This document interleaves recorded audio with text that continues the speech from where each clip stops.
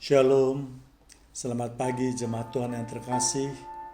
Kita berjumpa kembali dalam program 10 menit bersama Tuhan. Dan pagi ini kita sama-sama akan belajar suatu topik yang saya beri judul Berkuasa atas dosa.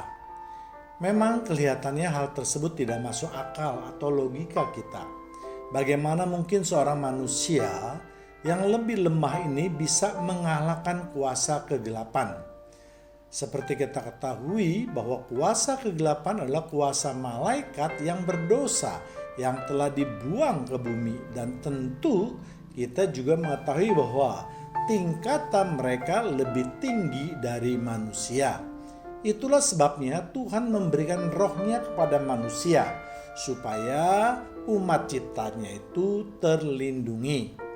Sebenarnya jika kita mau berjuang untuk mengalahkan kuasa kegelapan, bukanlah suatu hal yang mustahil. Namun yang sering terjadi adalah manusia suka jatuh ke dalam dosa, karena dosa itu nikmat bagi kedagingan kita. Inilah faktor yang terbesar dari kelemahan manusia terhadap kuasa dosa. Jika kita sanggup menanggalkan kedagingan kita, dan inilah yang diminta oleh Tuhan, supaya kita mau menjadi manusia yang baru. Menanggalkan berarti melepaskan segala sesuatu dengan cepat. Tetapi yang terjadi adalah kita mencoba melepaskan kehidupan lama kita dengan perlahan. Atau kita memaksakan kehidupan baru kita di dalam kehidupan yang lama. Inilah yang menjadi problem yang terbesar dalam kehidupan manusia. Padahal firman Tuhan sejak zaman Kain sudah mengingatkan hal itu. Dan itu dapat kita lihat di Kejadian 4 ayat 7. Apakah mukamu tidak akan berseri jika engkau berbuat baik? Tetapi jika engkau tidak berbuat baik, dosa sudah mengintip di depan pintu. Ia sangat menggoda engkau, tetapi engkau harus berkuasa atasnya. Tuhan sudah mengingatkan kepada Kain supaya jangan marah karena persembahannya tidak diindahkan oleh Tuhan. Jadi salah satu sumber jatuh ke dalam dosa adalah tidak dapat mengendalikan amarah. Dan memang itulah yang seringkali kita alami.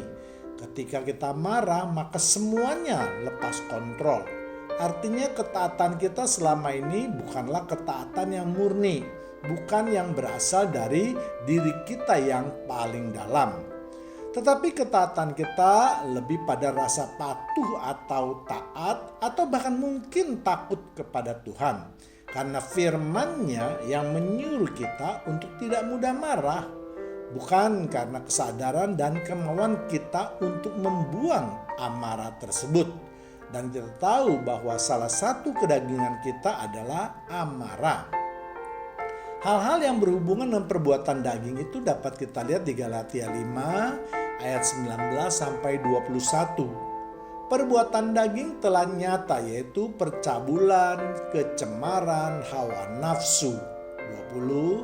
Penyembahan berhala, sihir, perseteruan, perselisihan, iri hati, amarah, kepentingan diri sendiri, percideraan, roh pemecah. 21. Kedengkian, kemabukan, pesta pora, dan sebagainya. Terhadap semuanya itu kuperingatkan kamu, supaya yang telah kubuat dahulu, bahwa barang siapa melakukan hal-hal yang demikian, ia tidak akan mendapat bagian dalam kerajaan Allah. Jadi kalau kita perhatikan bahwa segala perbuatan daging itu dapat kita sebut dengan satu kata, yaitu tindakan yang tidak baik atau tindakan yang berdosa.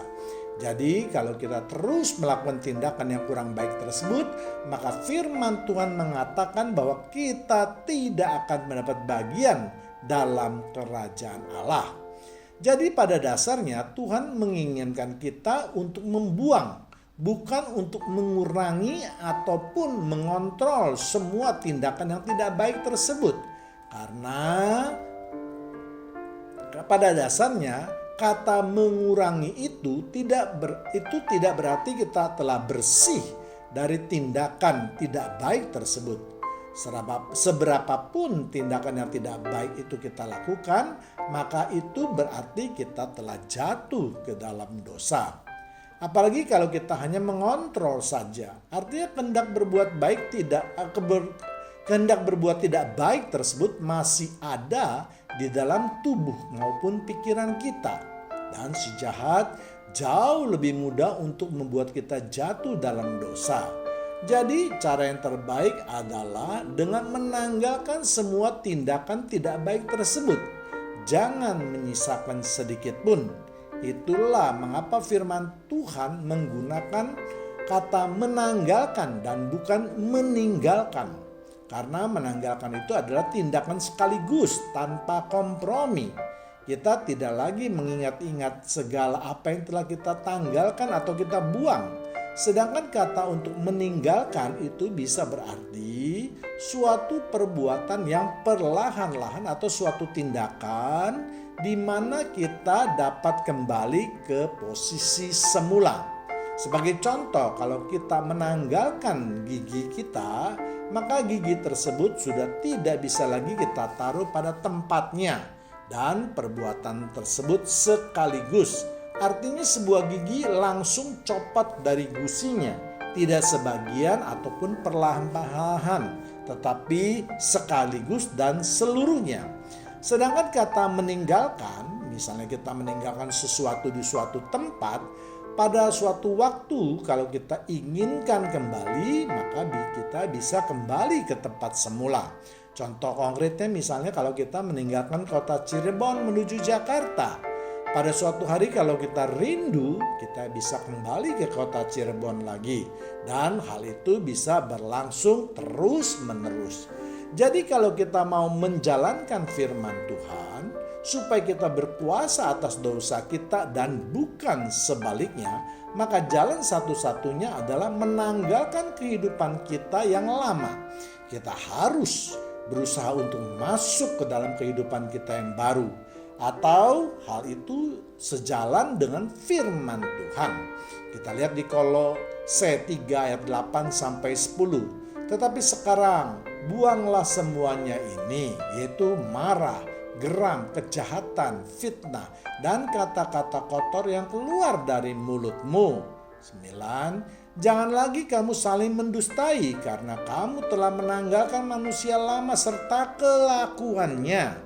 10. Telah mengenakan manusia baru yang terus-menerus diperbaharui untuk memperoleh pengetahuan yang benar menurut gambar Khaliknya. Jadi tujuan daripada menanggalkan kehidupan yang lama adalah supaya kita semua kembali pada tujuan penciptaan manusia, yaitu sesuai dengan gambar Allah, hidup kudus. Atau dengan kata lain, supaya kita bisa seperti kehendak Allah, maka kita harus hidup kudus dan menjauhi segala dosa. Nah, yang menjadi pertanyaan atau masalah, apakah kita sebagai umat Allah sudah berusaha untuk melakukan apa yang Tuhan inginkan, yaitu membuang atau menanggalkan segala perbuatan yang tidak baik tadi atau kedagingan kita, dan berusaha untuk hidup kudus seperti kehendak Allah. Atau kita masih sayang pada kedagingan kita, sehingga kita terus membuang waktu yang sudah amat dekat ini. Ingat, Tuhan tidak menunggu kita agar kita hidup bisa sesuai dengan kehendak-Nya. Tetapi apabila sangkakala sudah ditiup, itulah waktu Tuhan telah datang. Pada waktu itu, apakah kita akan ikut diangkat atau dibangkitkan oleh Tuhan Yesus? Atau sebaliknya kita ditinggalkan dan dibiarkan masuk ke dalam api kekekalan. Mari kita renungkan pagi hari ini firman Tuhan. Tuhan Yesus memberkati kita semua. Amin.